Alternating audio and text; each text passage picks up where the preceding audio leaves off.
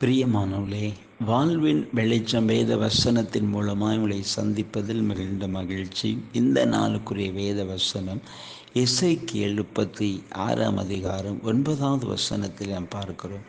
இதோ, நான் உங்கள் பட்சத்திலிருந்து உங்களை கண்ணோக்குவேன் என்று சொல்லுகிறார்.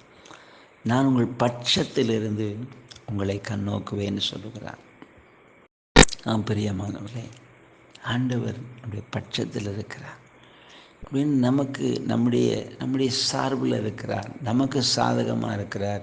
அப்படி கூட எடுத்துக்கலாம்.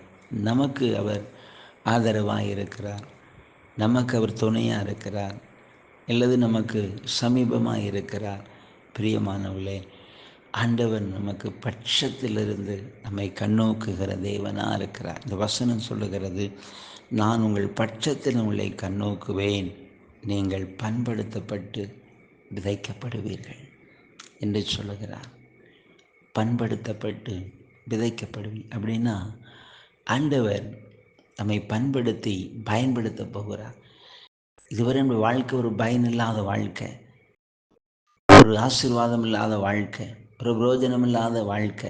சிலருக்கு ஏன் வாழ்கிறோன்னு தெரியல, வாழ்க்கையில் என்ன செய்கிறோன்னு தெரியல, இப்படிலாம் நிறைவேற பார்க்குறோம். கர்த்தர் சொல்லுகிறார், ஆமென், நான் உங்கள் பட்சத்தில் உங்களை கண்ணோக்கி உங்கள் வாழ்க்கையில் இப்படி செய்வேன், உங்களை பண்படுத்தி பயன்படுத்துவேன் என்று சொல்லுகிறார். நிச்சயமாக அவர் தன்னுடைய வார்த்தை செய்து உங்களை ஆசீர்வதிப்பார். அப்படி ஜெபிப்போம். நன்றி தகப்பனே, இன்றைக்கு இந்த வார்த்தையை கேட்கிற ஒவ்வொரு பிள்ளைகளுக்காக நான் ஜெபிக்கிறேன். சப்பா, ஆமேன். ஆண்டவரே, உங்களை பண்படுத்துவேன்னு சொன்னீங்கப்பா, நீங்கள் விதைக்கப்படுவீன்னு சொன்னீங்க தகப்பனே.